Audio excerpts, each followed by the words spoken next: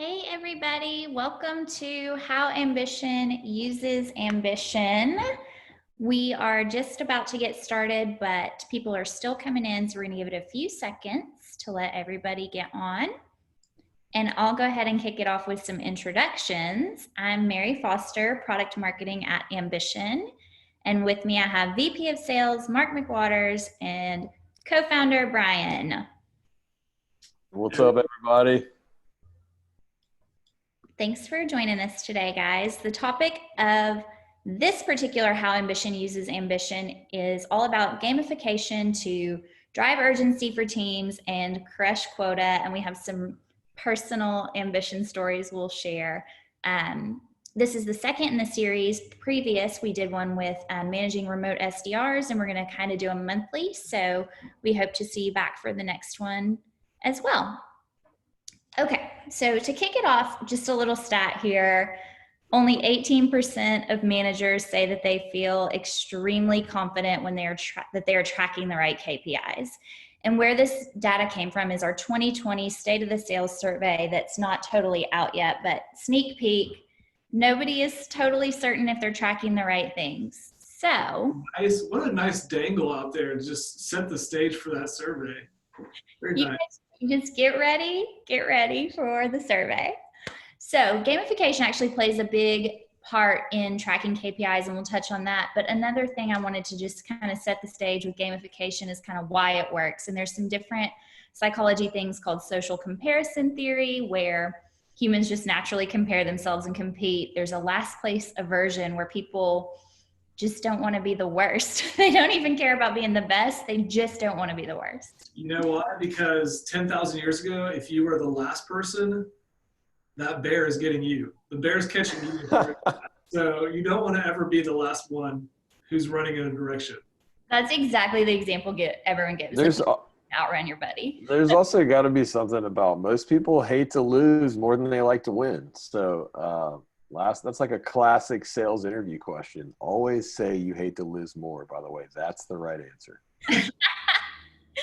Well, another thing, I won't go into the full study, but relative standing is one, and people would actually choose to be in a worse position in life as long as it meant that they were higher than the people around them. So that's kind of a funny one. And then also they're fun. There's a study that was published in Forbes, I think a year ago, that is basically they tried to study, do the sales come first, and that brings positive culture, or does the culture come first and that drives the sales? And it was actually culture first, the sales will follow, which is awesome.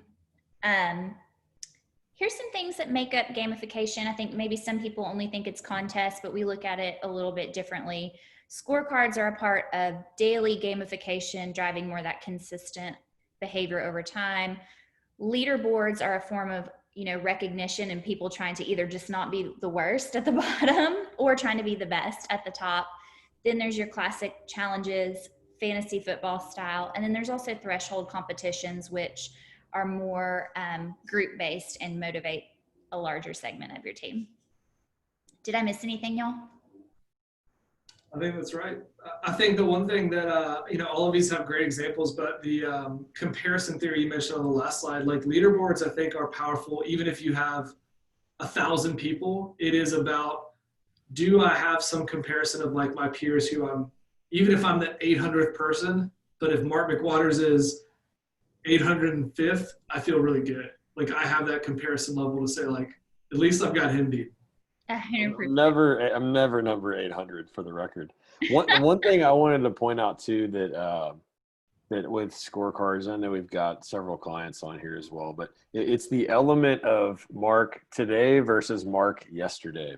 And it's not just about how you compare versus your peers, it's how you compare with yourself. And for your top performers, they're much more interested in how they're comparing against themselves.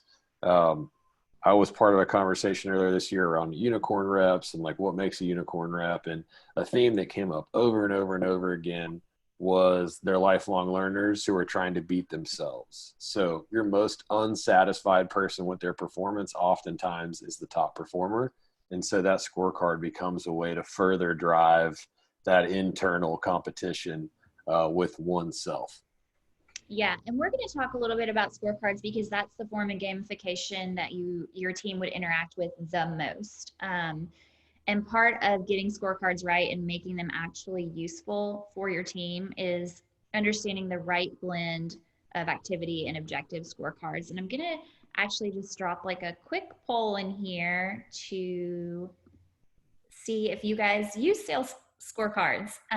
So feel free to take the poll real quick, and no reason we won't include this data in the sales survey, but maybe next time. It's just a curiosity. We want to know, do you guys use them? We rely on them super heavily here. So we're actually going to show what we do here. Mark, if you could walk us through these SDR scorecards here. Sure. So people, you're looking at how Ambition uses Ambition. This is a Ambition sales development rep scorecard that we have set up.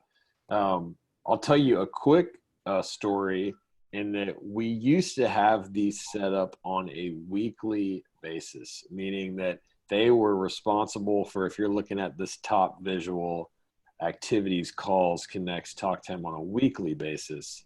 And probably 2 months ago, we switched this to daily.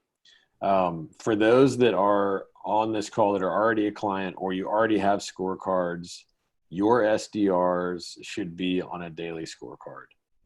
It has made a huge difference for us, especially in those transactional roles where the activities just become so important. So anyways, what you're looking at here, they have 4 sequenced activities. We use Outreach sales engagement tool. You can run sequences. If you don't know what a sequence is, it's a way to load in 100 people who look just like Mark McWaters on their LinkedIn profile, and Mark's a great fit for our company. Multiple steps. We use that. We quantify that here in activities. It is our lowest weighted activity though, because there's so many of them. Outbound calls. We're a big outbound call shop for our SDRs. They are expected to connect 3 out of those 45 calls. And then this talk time is in seconds. So 3 minutes of talk time per day. This transition from weekly to daily has made a huge difference, especially on the outbound call number. And that daily commitment to the calls has been a big win. Hey, Mark. Yes. Mark, how has working from home for our SDRs, how do you think that kind of forced adjustment that we had to go through has interacted with like you guys going to a weekly scorecard, or excuse me, to a daily from a weekly scorecard? Yeah, so all the timing of all this was right in line with all of a sudden our sales development team is sitting at home, and our SDR team makeup is probably very similar to a lot of people on this call's makeup. I mean, typically like a first-ish sales job, younger team, like living with roommates. And those, if you take yourself back to that stage, think about suddenly going to work from home and being in a role where you're responsible for just so many daily activities. That is a challenge. And so our move to daily scorecard was certainly right in line with, we need to make sure this team knows what right looks like every day, not just every week. And I can't believe neither one of y'all have said it. SDRs had their best month ever in terms of meeting stats once we did this. Yeah, that's right. Immediately. Thank you. This is why Mary is here, because the most important thing that I should have said is exactly that. Yes, in May, they had their best month yet in the middle of this COVID nightmare. Super proud of them. The daily commitment was huge, though. Very big. And then this objective score real quick. Oh, sorry. The objective score for our SDRs, 15 meetings set, 5 qualified ops, 100K in ACV, essentially go set 15 meetings that become 5 opportunities at $20,000 per. So that's the guidance for the team. Then you see we weight very heavily on ops and pipeline as opposed to just paying them for meetings. One thing I want to jump in really quickly, because I've said this a bunch on webinars and Mark's spelling it out so much more eloquently than I have. But if you think about our sales process, like you're getting the full view of what our SDR process looks like from these metrics. There's never a question for a sales development person at Ambition. What does success look like? If you're checking enough sequences effectively, if you're doing enough outbound calls effectively, that converts, we believe, to more connected calls, to more talk time. Ultimately, that will lead to the meetings being set. If you're setting the right meetings, we believe it leads to what we call sales qualified leads, opportunities being created. And then ultimately, if those happen with the right type of prospects, that creates pipeline. And so it's all really connected in one kind of single file line. Our nomenclature may be different from you guys out there, but you want to think of like, what does it mean? What do they want to get to at the end of the day to be successful? And Mark's really laid that out with Chris, our sales development leader. And really quickly, I've noticed 2 questions come in, but for some reason my Zoom won't open the Q&A panel. So feel free to type those in the chat, or I don't know if Mark or Brian. Oh, Mary, I can see him. Yeah. Megan asked, would love to know why daily works better than weekly. When you use a software like Outreach or SalesLoft, we moved away from daily to weekly when we got SalesLoft because they invested time on preparation, data scrubbing, and then did a lot more sends all at once later on. Interesting.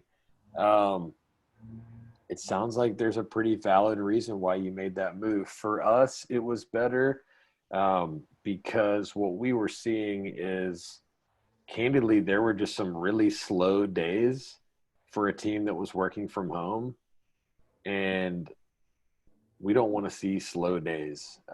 Those research days, to be honest, scare me a little bit.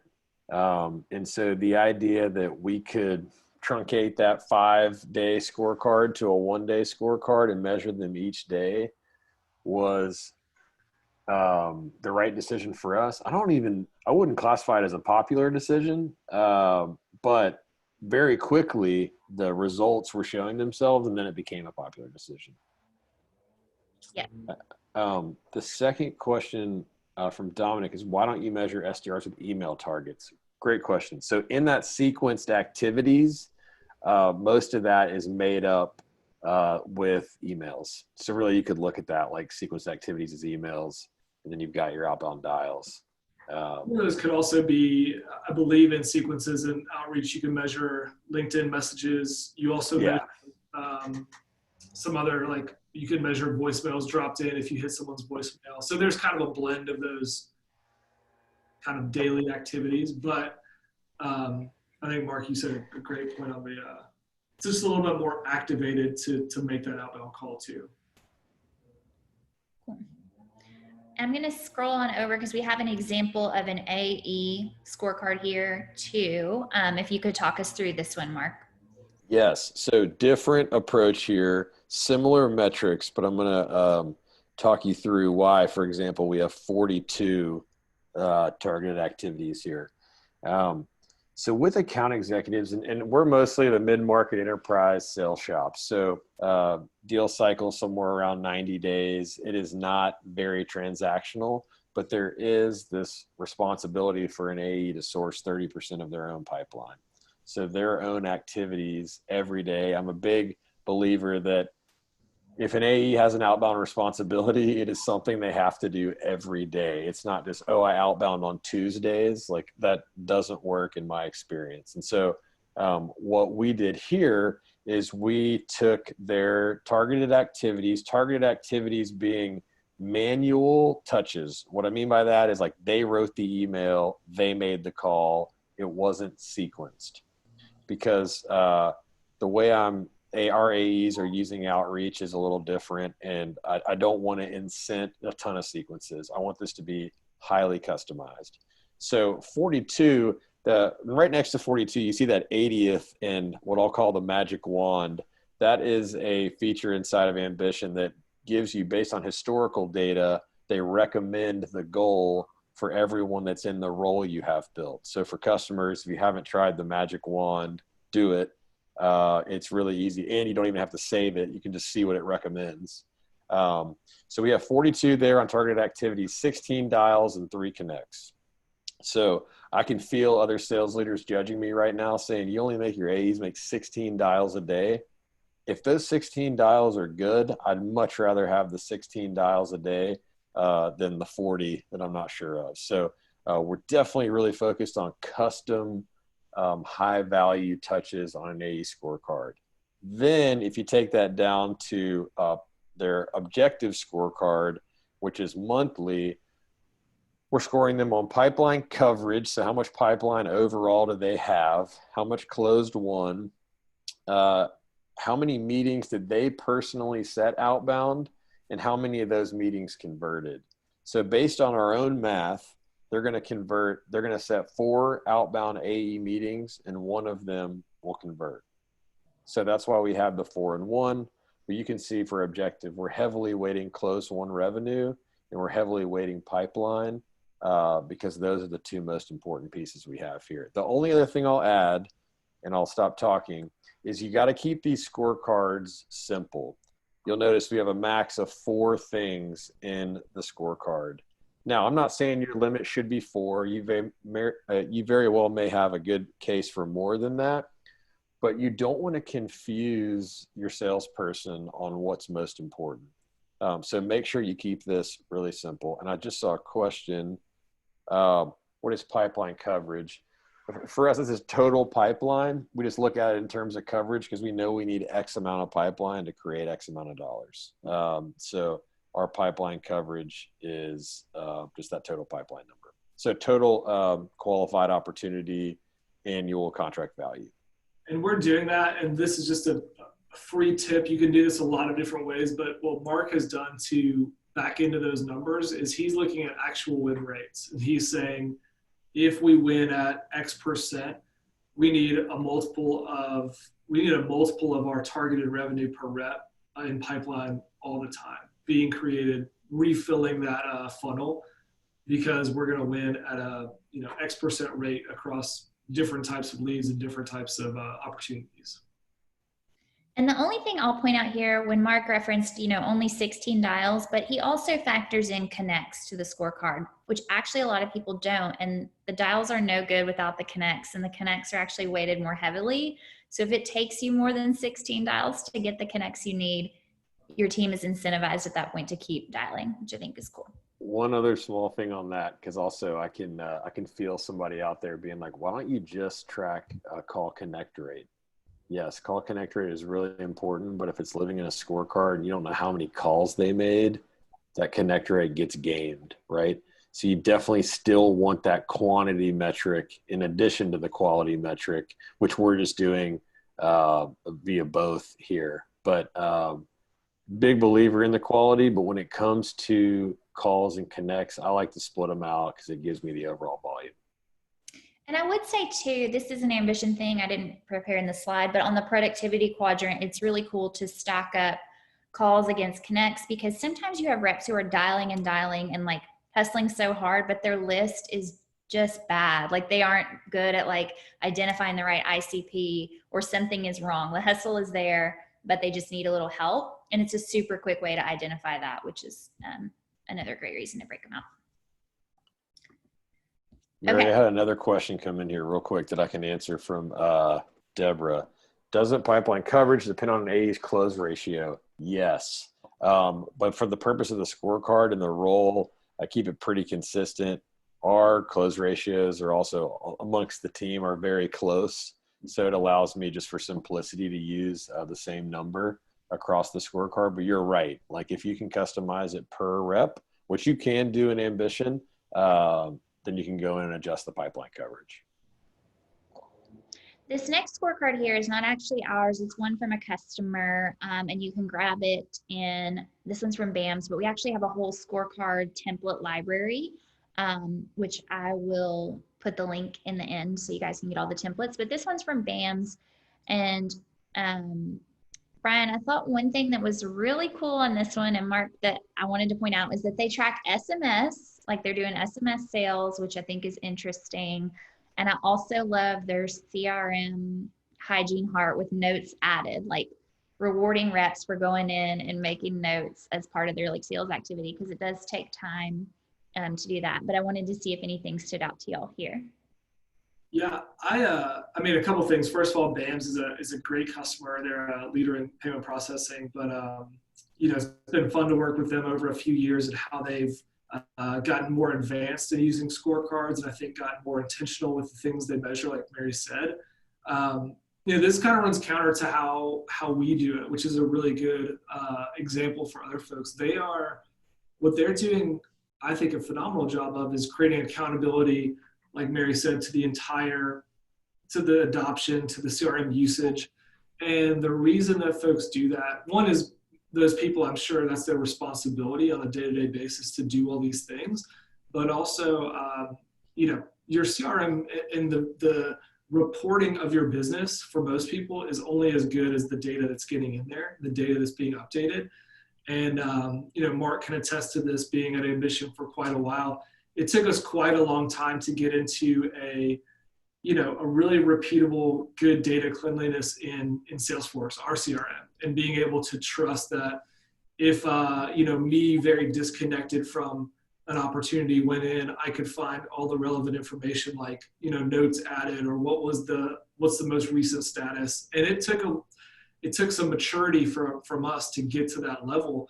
And I think that, scorecards with a lot of metrics, while, Mark advocates for, and I do believe in simplicity, you can build that simplicity into, this is just the sales process. And if you do a task, it needs a note. If you do a call, it needs an outcome. If you do a voicemail, let us know which type of voicemail you use. I've seen people do that all to a really good, to a really fine degree of detail.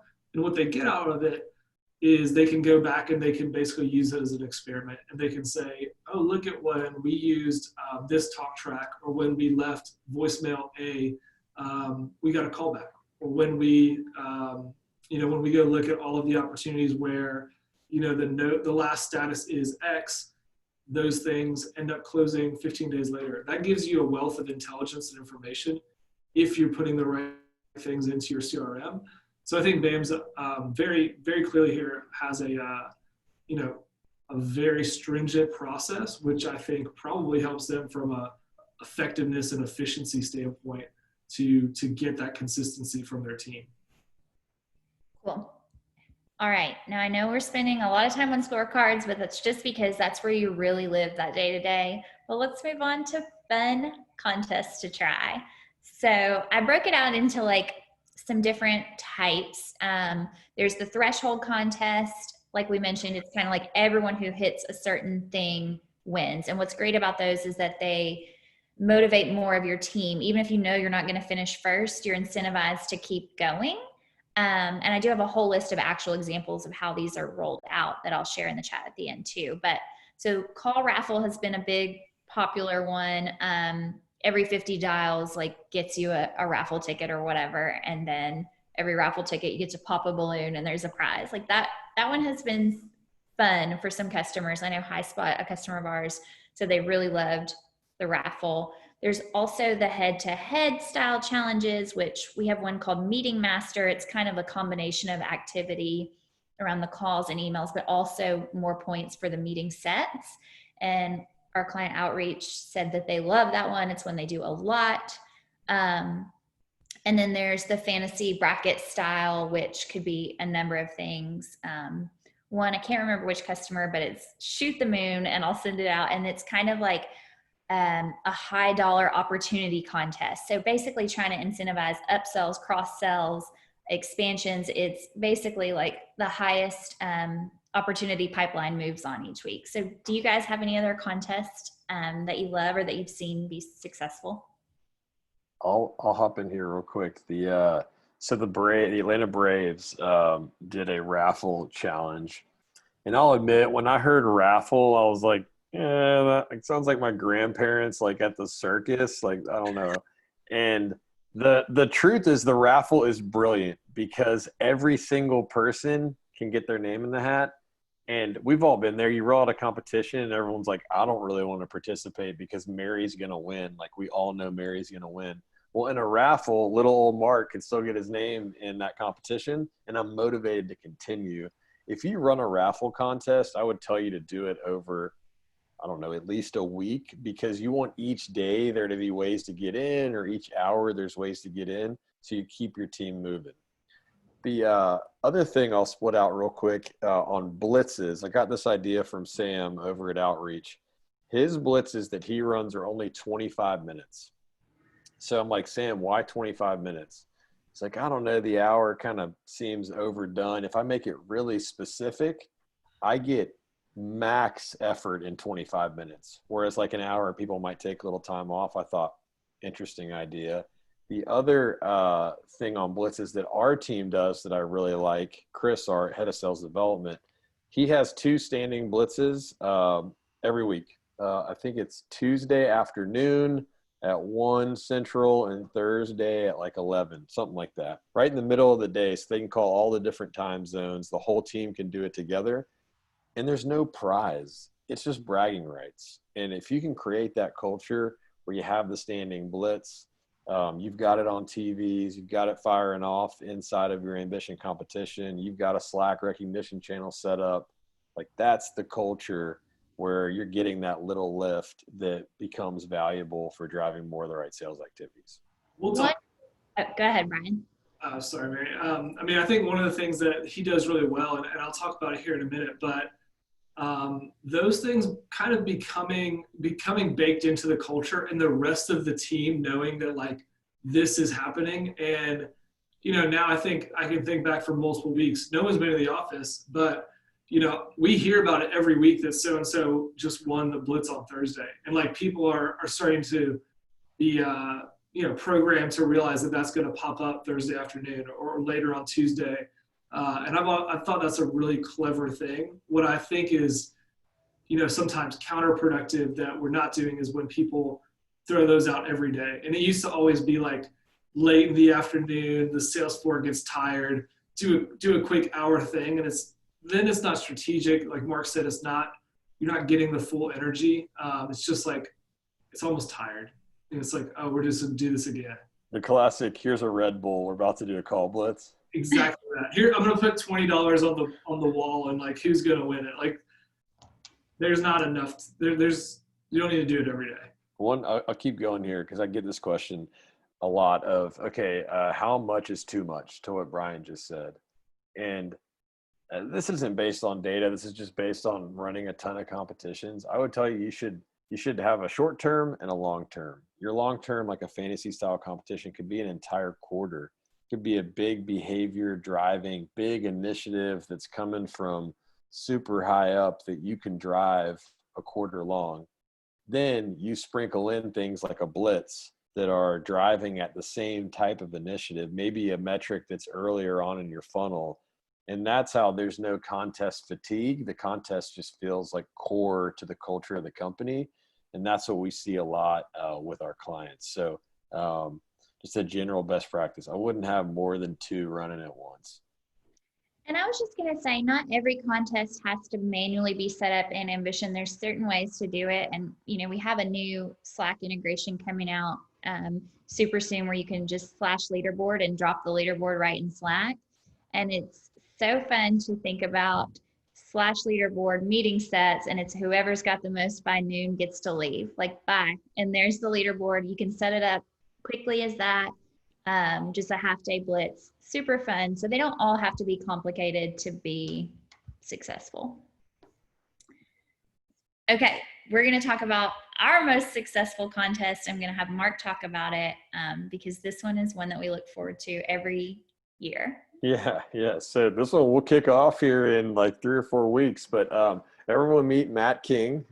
He's the face you see here twice on your screen.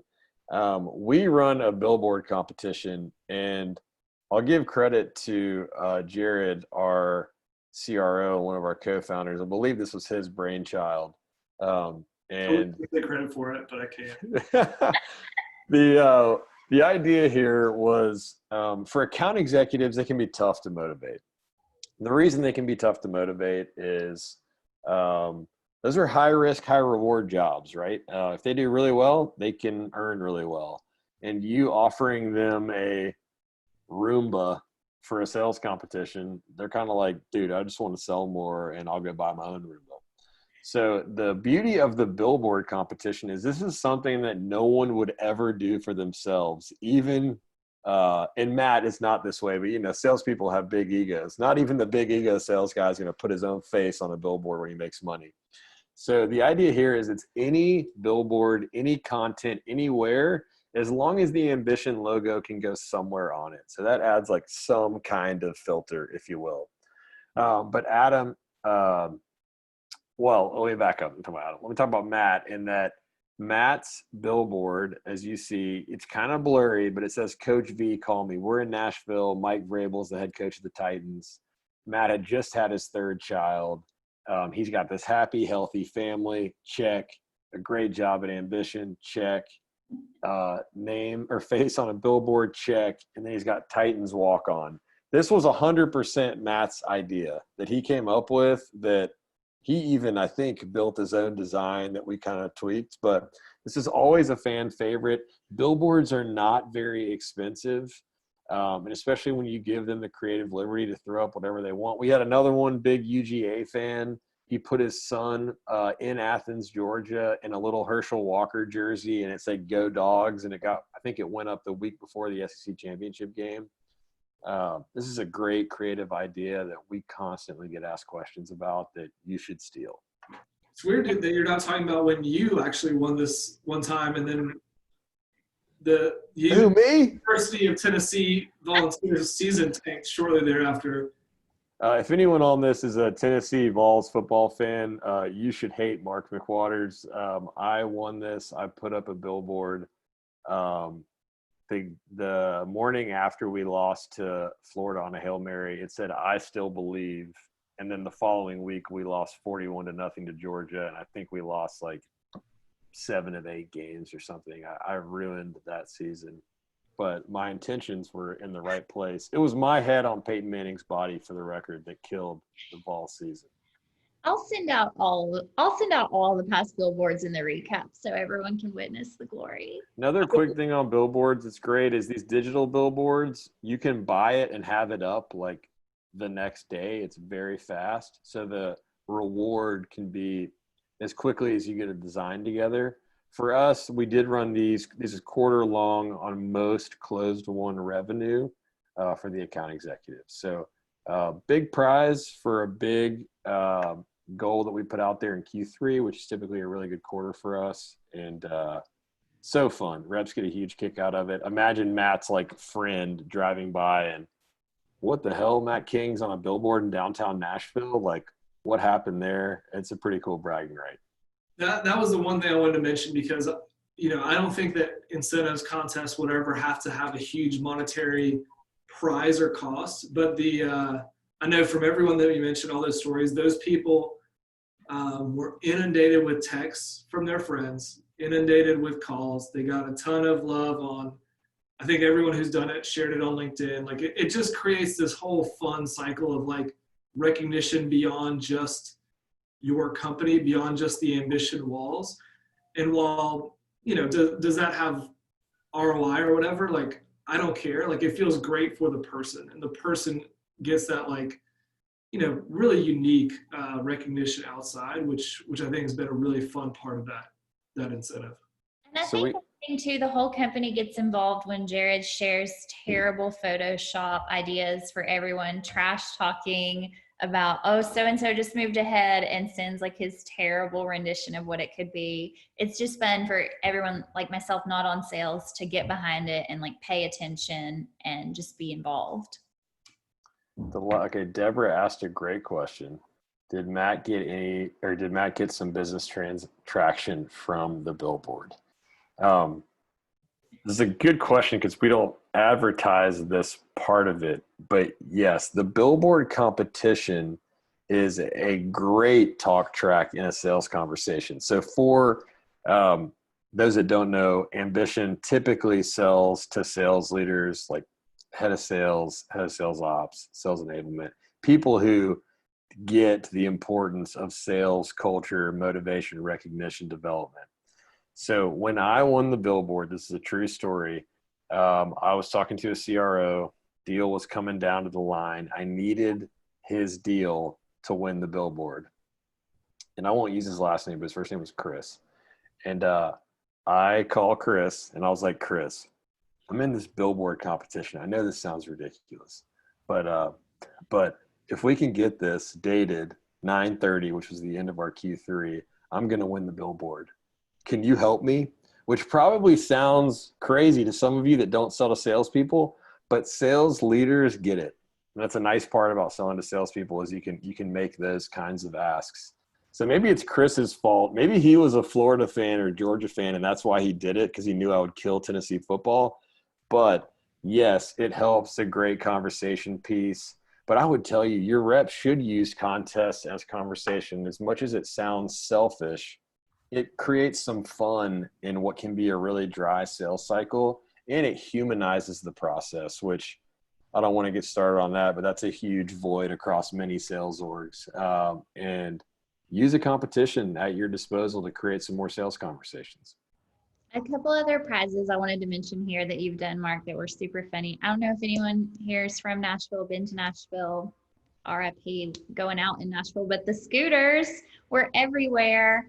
And it became a really funny joke amongst like the Nashville Ambition office. And there was a time Mark awarded two people their very own little bird style scooter. And that Amazon Prime, we made them race. They actually picked different kinds of scooters, and Colin beat Katie in that scooter race. But yeah, we had a lot of fun with that. That one was really good. So I wanted to call that out. Mark, were there any prizes that were flops or anything that you would caution against, like real quick while we're here? I always caution against the Amazon gift card. I'm sure there's a lot of people who disagree with me, but it just feels lazy. If you're going to do an Amazon gift card, do this. How much is the gift card? Let's say it's $100. Go to each one of your reps and your first one-on-one of the quarter and say, hey, what's one thing you would buy for yourself that's less than $100? And they're like, I'd buy concert tickets to so-and-so. Boom, you just got what their prize is. It can be individualized prizes based on the money. But the problem with an Amazon gift card, the problem with handing out cash is unless it's just an absurd amount of money, an AE is going to forget about it 2 weeks later. They're going to go on Amazon and buy whatever and never think about the fact they won that competition. And so you have to be careful how you hand out money or gift cards. Selfishly for the business, it just gets forgotten about. You need to put an experience, put something in their hands that reminds them, rewards them of what they did. So there's my 2 cents. And I will say there's a couple free prizes too, like for smaller competitions. I think for the big competitions, you kind of have to do the scooters and the billboards, like to make it a big fest. But for some of the smaller ones, 2 that I want to call out, Chris did poker, Sdr poker, and everyone, I'm going to have you share about that, Mark, like what it was, because I was like, who got a card? What'd they get? What's the hand? Yeah. And then the other one was the Katie Praise-a-thon, where Katie won a contest and basically everyone had to. I forgot about that one. That was good. Okay, this is a great free one. I want to start there. Going back to salespeople, they're competitive. They like recognition. They like being in the limelight. I'm forgetting even what the metric we ran on that was, but it was pretty simple. And the bottom rep, I'm sorry, the winning rep, all other reps for 1 minute on our entire go-to-market call on Fridays, which think like 80% of the company is on that. They had to praise the winning AE for 1 minute. If you think about 1 minute of praise, that's a long time. A lot of time. There's a lot that gets said there. So it just became this like hilarious gush about how wonderful Katie was. And everyone was laughing, got a huge kick out of it. Cost me $0 to do that. The other one that we haven't mentioned, and I'll talk about poker, manager humiliation might be the best reward. Oh gosh, Jared's going to get more credit on this call, so forgive me. But recently he offered, so Jared is our SDR's boss's boss. He offered to the SDRs, top SDR on, I think it was a mix of call connects and meetings on the same go-to-market call, got to tell his wife over Zoom how to shave his head. And they shaved like just the top, just the sides. He basically had like a monk U around the top of his head. Cost us $0. People were really fired up about it. Manager humiliation is such an underutilized tactic. If you're a manager out there and you're like, I would never do that, you're the prime target that your team would be highly motivated if you did it. So I'd encourage you to think about it because it's such an easy way to get And more. honestly, during quarantine, that's the time to offer up the hair. It's time to Offer up the hair, offer up to wear some ridiculous costume on a Zoom call if something happens. There's so many good options for manager humiliation that you should try. Sales poker? Sales poker. All right. So credit to Chris, our head of sales development. This is 100% his brainchild. Sales poker concept is every meeting that gets set and every day that a SDR hits 100 on their activity score. So go back to what you saw earlier on activities, outbound calls, connects, talk time. They hit 100, they get a meeting set, they get a card, a playing card for each. So I hit 100, I had 2 meetings set that day, I get 3 cards. Well, this was Monday through Friday. Friday at, I think, 4 Eastern, they had a team call where everyone got their cards together and who had the best hand won. Well, each day they're looking at what cards people get. You know, like on Tuesday, Joe's got a pair of 8s. And by Wednesday, Brett's got 2 pair. And by Friday, like someone might be potential to have a flush, you know, like it just built up. And they were all having so much fun with it. And all like when somebody would set a meeting, they would boo that person in anticipation that they were about to get a card, and then they get a bad card and like everyone would cheer. So again, it's free. It's good teamwork, very creative job on Chris's part. And I know the team loved it. And I'm going to move on to talk about a little bit about that, the buy-in, some of those contests all year long that we all get to see because there's trigger alerts firing in Slack. So we know when someone gets a meeting set, everyone can see it. Everyone knows somebody's going to get a poker card.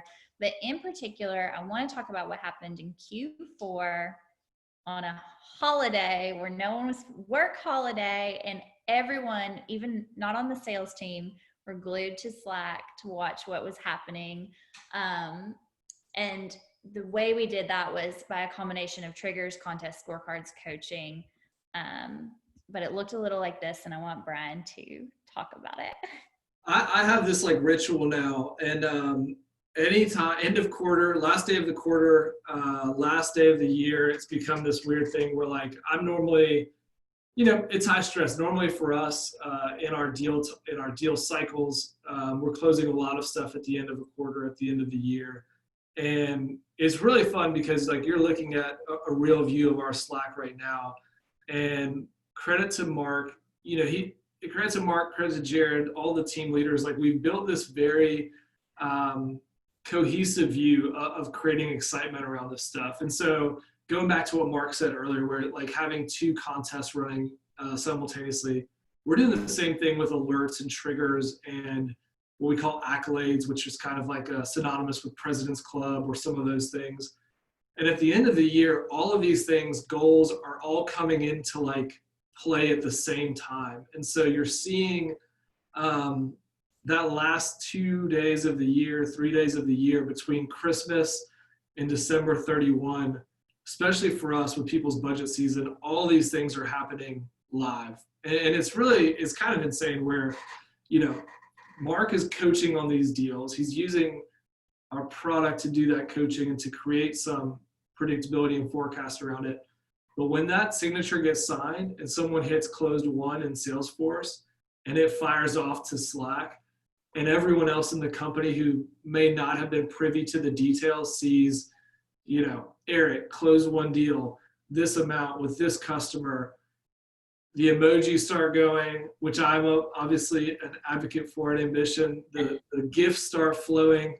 And it's just fun. Like it creates this whole interaction from our team, which is already remote around the country, where everyone's celebrating one another. And then, you know, you see on one of these, the lower image, that's right below the goal, us hitting the goal that sends a trigger to Slack. And it's like, we hit that goal 4:32 p.m. It fired off to Slack. Everyone in the company is seeing that. Mark's highlighting it. It's a special thing. And like, it's weird. Like my wife knows now, like those last Fridays or whatever last day of the quarter, I'm holed up in the house, and I'm just like celebrating on my computer, on my phone. And it's a lot of fun because, these things are what we used to do. To bring an old story, I used to work at a sales org. My manager had a gong on her desk. There was a really big gong by kind of like the regional manager's desk, which was like a few rows down. So you think about a big open office plan with rows of desks. All the reps were in there. And like, if you did something kind of cool, like you went and rung this little gong on your manager's desk. And I absolutely hated it because it was like very manual, self-serving. It just felt like you're going to ask for a high five. Like, you don't go ask for a high five. Like, something great happens, you get high fived. And I never wanted to go talk to this regional manager and go like ring the gong on his desk, because I'm like interrupting whatever he's doing. And it's fun on these special days. Like, this is happening all the time in our company, but it's really fun when, like I said, that trigger flies off because a closed won deal happens or a goal's been hit. And the rep doesn't have to say like, hey guys, recognize me. It's just happening. It's happening automatically. And it's just a real sincere thing. And it's fun. Like, you see the GIFs and the Simpsons stuff. Like, people add their weird, quirky personality stuff to it. And people have some fun GIFs right now. And it just creates an avalanche. It's a ton of fun. It's super fun. A hilarious thing to point out in the bottom right is how everyone was so engaged. Travis took the opportunity to tell everyone to make sure that they complete their exit survey for the year. Everyone on the company was tuned in. Where are we to goal? Where are we to goal? And Travis wants us to take our survey. Debbie Downer. Lindsay asked a really good question, and she asked, how do you begin the process of creating a gamified sales culture when your org has never had that culture before? And that's a good point. And Mark, I'll kick it to you and Mary, but I think one of the keys is that even before you get into the fun aspects of it, you have to define what winning looks like. What are the success criteria for your salespeople or your sales development people? And what does success look like for their group? And if you have those two like kind of North Stars that should all be in line, you can start building backwards from those to figure out, what do you want to celebrate? What do you want to recognize people for? Mark, what do you think? Yeah, you take, I'll change the words a little bit, but take success criteria, make it your playbook. So what is that playbook of metrics that matter most to that role in the business? And then Lindsay, put that playbook, make it as visible and real time as possible to the front line and up. So if I report to Brian, his scorecard, and Mary and I report to Brian, has both of us in it. Anyway, the idea is that you have that playbook, it's visible, you're getting real-time access to the performance. That is the foundation of how gamification gets built. The fun stuff of the contest, if we were working on this together, I would tell you, okay, let's put that scorecard together, and then let's launch a contest with the scorecard. So now this visibility is fun. It's not like, oh, all of a sudden Big Brother's involved. It's that we've given you a path to success and we're running this fun competition around it all at the same time. So we have that conversation a lot, Lindsay. Happy to expand upon that and learn a little more about what you guys are working with and maybe make some recommendations for you. But the first step is the playbook and real-time visibility. I think too, the scorecards can be really helpful there. Like, just wanted to call that out. It's like an easy, light way. And you do have to identify, like, if you are ready to reward activity or just outcomes, but getting people to input activity and celebrating 100% on activity score means there can be multiple winners, which is a way to not isolate anybody. It levels the playing field. Even your reps, like in ramp, they can hit their activity score. I think it's a super lightweight way to like dip your toe into the contest world. I do think there has to be a visibility component. For a lot of teams, it used to be TVs, RIP sales floor TVs, but Slack triggers. I talked about this earlier with some customers on a call, but Slack is the new sales floor in a lot of ways. It's where The alerts are happening. It's the digital gong, but it's also, you know, you can see someone gets a meeting set with their trigger, and then someone comments under there, hey, I know somebody there. Who are you talking to? Or, hey, I had tried to talk with so-and-so there before. Let me send over the info that I have. It's just a way to bring visibility to that. So from the contest perspective, I do think if you want to lean into scorecards, also just making it super visible. Email works the same too. So if you don't use Slack, sending those alerts to email, you can send it to, like at Ambition, we have a group email alias for everyone on sales. We get those alerts for goal progress, for major milestones that we've hit. So you don't have to have a, you know, Slack specifically.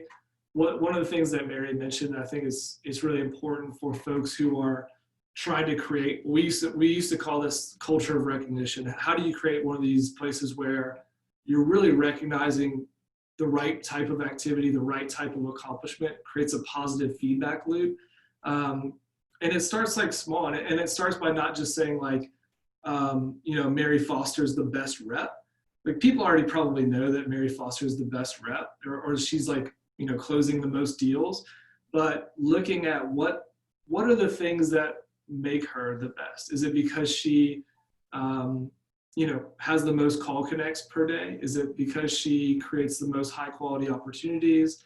Is it because she has the healthiest pipeline? It's probably a combination of those things, but really being thoughtful and saying like, what are the things that I want my less successful reps, my people in the middle, to be doing on a consistent basis? And how do I recognize those activities, accomplishments that are going to drive them to be more like the best, the most consistent, you know, highest performing folks in my team?